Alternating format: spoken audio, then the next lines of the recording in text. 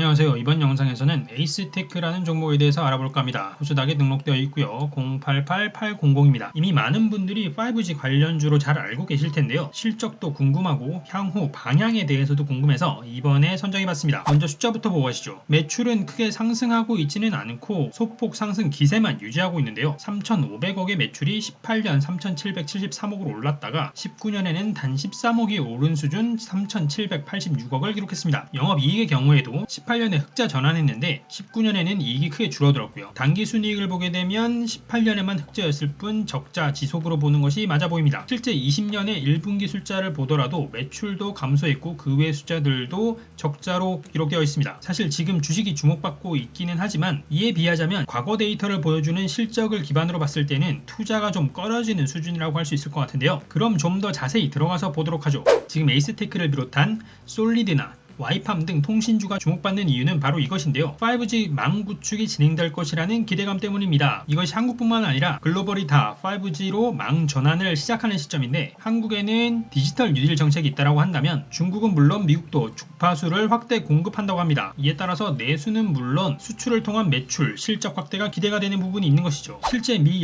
연방통신위원회는 12월에 새로운 주파수를 5G 주파수로 할당할 것을 예고했다고 합니다. 당연히 통신사에서 5G 주파수를 할당받으면 이에 맞는 기지국 기기도 필요하겠죠. 그래서 이 같은 5G 관련 기업들이 주목을 받고 있는 것으로 보입니다. 그럼 이슈를 넘어서 본질을 좀 더 보도록 하죠. 먼저 회사의 개요를 보면 에이스테크의 경우에는 전 세계의 자회사를 가지고 있음을 알 수 있습니다. 영국의 연구 관련 기업을 가지고 있고요. 중국에서는 부품 조립을 하기도 하고 인도, 일본, 베트남, 인도네시아 등에서 부품을 판매하거나 제조하는 기업도 가지고 있습니다. 엄청난 글로벌 기업임을 알 수가 있었는데요. 이와 함께 주요 사업의 내용을 보게 되면 RF 부품이나 라디오 시스템 등 무선 통신과 관한 사업 그리고 이에 기반한 방산이나 차량용 안테나 사업을 영위한다고 밝히고 있습니다. 사업의 내용에서 세부 사항을 볼 때 다시 한번 자회사가 쭉 나오는데요. 자회사들이 굉장히 많긴 하지만 모두 일관된 산업에 있기 때문에 전문성을 갖출 수 있다는 장점이 있다고 생각되었고요. 이와 함께 사업 내에서 경쟁 요소를 보게 되면 기지국용 안테나에 대해서 국내 시장의 50%를 점유하고 있다고 밝히고 있었습니다. 하지만 이 자료 같은 경우에는 어쨌거나 기업에서 소개하는 내용이니까 그 객관성에 대해서 한 번 더 점검해보고자 좀 더 찾아봤는데요. 아무래도 부품 시장이다 보니까 구글에서 쉽게 시장 점유율을 확인할 수는 없었는데 기사의 내용에서 살짝 언급된 수치를 확인할 수 있었습니다. 이 기사 같은 경우에는 에이스 테크놀로지에 대한 약간 홍보성의 기사이긴 한데요. 2019년 11월의 기사이고요. 이 기사의 내용을 보게 되면 한국과 베트남에서 시장 점유율이 각각 47%, 37%라고 밝히고 있습니다. 국내에서는 50% 수준이 분명히 맞아 보이고요. 제가 재밌게 봤던 부분은 베트남에서도 높은 시장 점유율을 가져가고 있다는 것이고 그 외에도 인도와 함께 일본, 미국 등에서 주요한 파트너와 함께 사업을 진행하고 있다는 것이 인상 깊었습니다. 다만 통신 장비 부품인 RF 부품에 대해서는 KMW 등 주요 경쟁사들과 함께 경쟁 관계에 있다고 밝히고 있습니다. 그럼 이 같은 제품에 따라서 매출 구조가 어떻게 되는지 한번 보도록 하죠. 제품에 따른 매출 실적을 보게 되면 주요한 경쟁사가 많다는 RF 부품이 일단 매출 전체에서 가장 주요한 수준을 차지하고 있음을 알 수가 있습니다. 그리고 RF 부품과 함께 주요한 매출로 차지하고 있는 것이 기지국 안테나류의 제품인데요. 각각 제품의 비중을 보게 되면 전체 매출에서 40% 초중반의 수준을 보여주고 있고 그 외의 매출이 일부 차지하고 있습니다. 그리고 앞에서 수많은 자회사가 해외에 있었던 것을 확인했던 것처럼 수출이 매출 전체에서 90% 이상을 꾸준하게 차지하고 있음을 확인할 수 있습니다. 이렇게 보니 한국이 왜 수출로 먹고 산다고 이야기하는지 새삼 깨닫게 되는 부분이 있었고요. 이런 제품을 판매하고 있는 에이스테크의 숫자도 좀 더 자세히 보도록 하죠. 매출은 앞에서 본 것처럼 소폭 상승하고 있는데 17년에서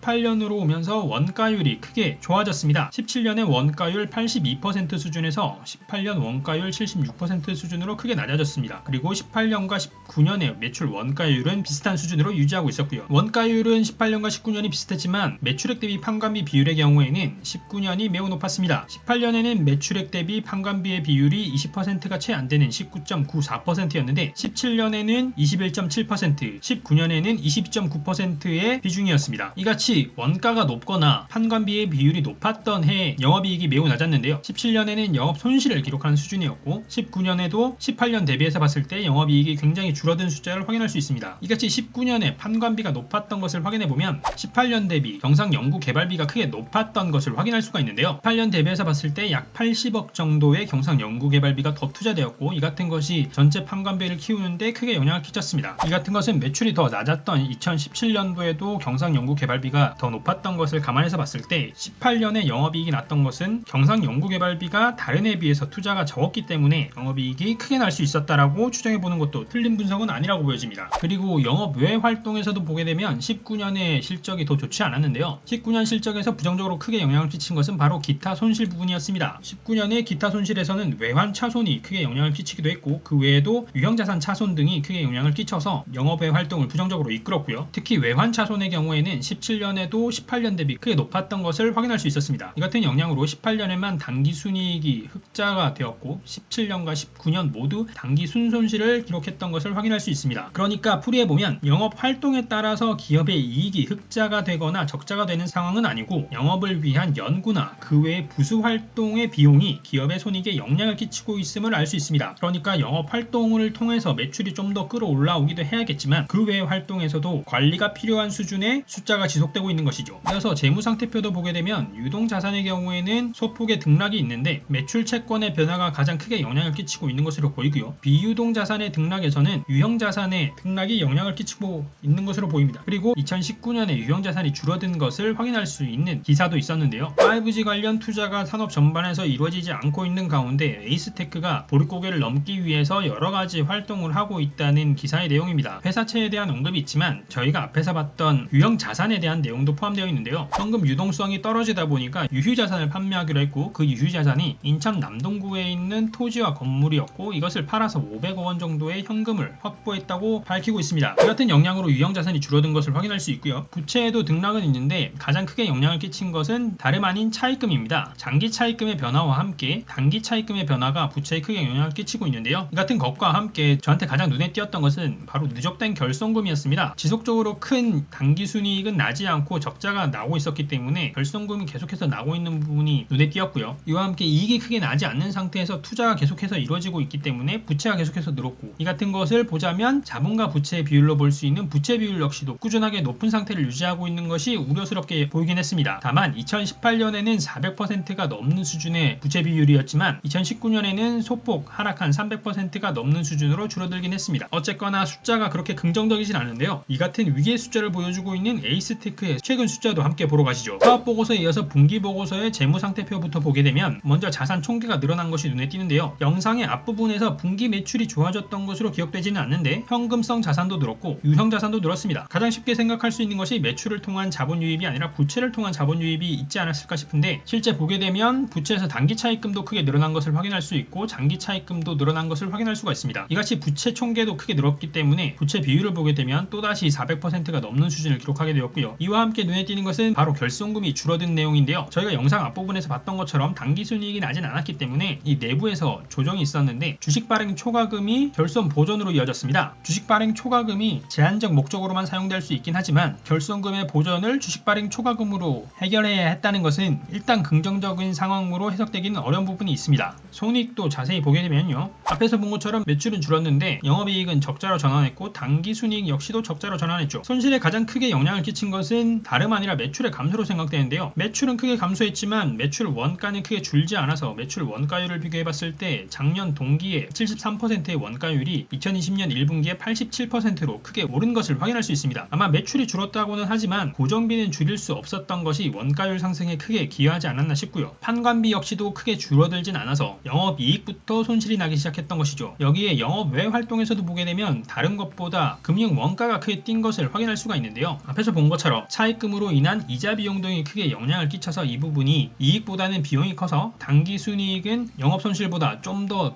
늘어난 단기 순손실을 기록하게 되었던 것이죠. 그리고 이 같은 손실에 대해서 기사에서도 언급하고 있었는데요. 코로나19로 인해서 매출 등의 실적이 부진했다는 내용이죠. 기사에서도 실제 에이스테크를 비롯해서 다른 통신 장비의 업체들이 언급되고 있는데요. 이에 대해서는 다른 주식 유튜브에서도 많이 나왔었는데, 코로나로 인해서 기지국 기기에 변화를 주고 싶어도 건물주가 코로나를 이유로 개방을 원하지 않아서 실제 투자가 지연된다라는 이슈가 있었죠. 뿐만 아니라 글로벌 관점에서도 5G 투자가 지속적으로 지연되고 있다고도 함께 언급하고 있습니다. 이 같은 똑같은 이유로 1분기 실적이 좋지 않았다고 이야기하고 있는데요. 이와 함께 이 기사는 2분기 이후에 시장 상황이 회복될 것으로 바라보고 있습니다. 이 기사의 시점이 5월 18일인데요. 그러면 5월 18일보다 좀 더 최근의 시점에서 풀이한 내용을 보도록 하죠. 이 기사는 6월 25일의 기사인데 아직 6월이 끝나지 않았으니까 2분기가 진행 중인 상황인데 3분기를 이야기하고 있습니다. 그도 그럴 것이 2분기에 실적이 좋지 않을 것으로 전망되기 때문이었죠. 그래서 2분기에 대한 언급이 아니라 3분기에 호전될 내용을 기사에서 언급하고 있었는데요. 이와 함께 3분기뿐만이 아니라 연간 단위에서 봤을 때도 실적이 좋아질 것으로 모두 언급되고 있습니다. 자, 지금까지 에이스테크에 대해 한번 정리해보면 주식시장에서는 미래지향적으로 5G 투자에 대한 기대감이 반영되면서 주목을 받고 있지만 실제 숫자는 지난 몇 년간 힘든 보릿고개를 지나고 있었다고 할 수 있습니다. 누적된 결성금, 부족한 유동성을 타개하기 위한 차입금 등 쉽지 않은 경영이었지만 계속해서 연구활동 등에 투자를 해왔고 이 같은 결실이 열릴 것이라고 생각한 시점이 코로나로 인해서 계속 늦춰지고 있는 상황으로 보입니다. 하지만 코로나가 더 악화된다고 하더라도 전문가들의 전망 가능한 범위 내에만 있다면 5G에 대한 업계 전반의 투자도 계속해서 늦출 수만은 없을 것이고 차츰 이루어지지 않을까 싶고요. 그에 따른 에이스테크의 매출도 차츰 오를 수 있을 것으로 보여집니다. 이 같은 보릿고개의 끝자락에 와 있는 에이스테크의 주가는 어떻게 움직이고 있는지 한번 보도록 하죠. 앞에서 언급한 대로 한동안의 주가를 주봉으로 먼저 보게 되면요. 아주 길게 주봉으로 보더라도 지금 시점에서 봤을 때 딱히 큰 변화가 없어 보이는 부분이 있는데 일단 주가의 변동폭이 지금 수준에서 보게 되면 작아 보여서 그런 부분도 있긴 합니다. 하지만 분명히 5G 관련 이슈가 나오기 전까지는 굉장히 변동폭이 없었던 것은 확실해 보이고요. 그리고 5G에 대한 기대감으로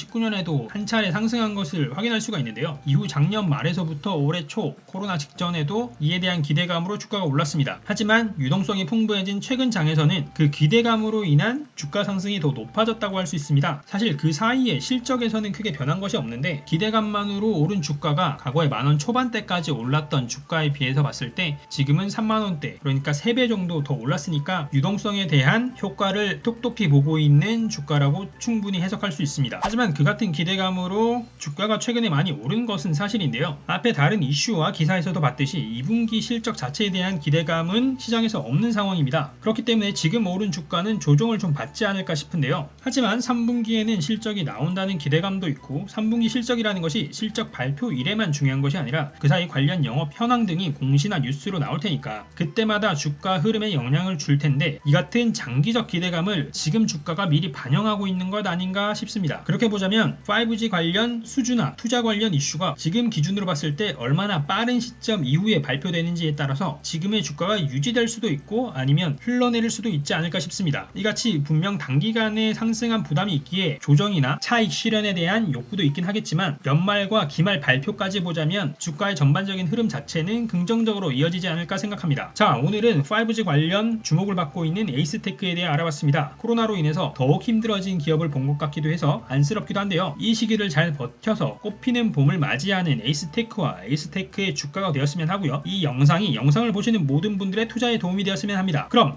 저는 다음에 또다시 새로운 정보와 주식으로 찾아뵙도록 하겠습니다. 감사합니다.